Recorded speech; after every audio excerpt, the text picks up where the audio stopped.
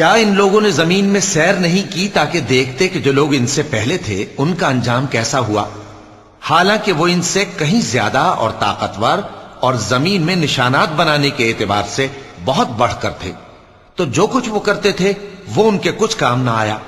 اور جب ان کے پیغمبر ان کے پاس کھلی نشانیاں لے کر آئے تو جو علم اپنے خیال میں ان کے پاس تھا اس پر اترانے لگے، اور جس چیز سے تمسخر کیا کرتے تھے اس نے ان کو آ گھیرا۔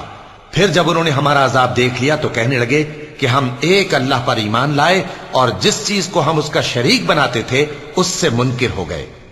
پھر جب وہ ہمارا عذاب دیکھ چکے اس وقت ان کے ایمان نے ان کو کچھ بھی فائدہ نہ دیا۔ یہ اللہ کی عادت ہے جو اس کے بندوں کے بارے میں چلی آتی ہے، اور وہاں کافر گھاٹے میں رہ گئے۔ شروع اللہ کا نام لے کر جو بڑا مہربان نہایت رحم والا ہے۔ حامیم، یہ کتاب رحمان الرحیم کی طرف سے اتری ہے، ایسی کتاب جس کی آیتیں جدا جدا بیان کی گئی ہیں، یعنی قرآن عربی، ان لوگوں کے لیے جو سمجھ رکھتے ہیں، جو بشارت بھی سناتا ہے اور خوف بھی دلاتا ہے، لیکن ان میں سے اکثر نے منہ پھیر لیا اور وہ سنتے ہی نہیں، اور کہنے لگے کہ جس چیز کی طرف تم ہمیں بلاتے ہو اس کی طرف سے ہمارے دل پردوں میں ہیں اور ہمارے کانوں میں بوجھ یعنی بہرا پن ہے، اور ہمارے اور تمہارے درمیان ایک پردہ ہے، تو تم اپنا کام کرو، ہم اپنا کام کرتے ہیں۔ کہہ دو کہ میں بھی آدمی ہوں جیسے تم، ہاں مجھ پر یہ وحی آتی ہے کہ تمہارا معبود ایک ہی معبود ہے، تو سیدھے اسی کی طرف متوجہ رہو اور اسی سے مغفرت مانگو۔ اور مشرکوں پر افسوس ہے جو زکوٰۃ نہیں دیتے اور وہ آخرت کے بھی منکر ہیں۔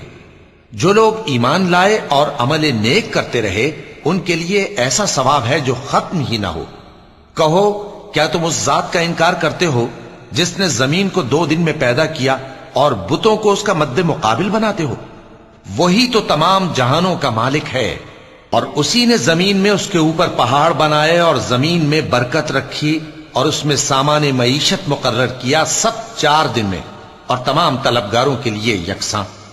پھر وہ آسمان کی طرف متوجہ ہوا جبکہ وہ دھواں تھا، تو اس نے اس سے اور زمین سے فرمایا کہ دونوں آؤ، خواہ خوشی سے خواہ ناخوشی سے۔ انہوں نے کہا کہ ہم خوشی سے آتے ہیں۔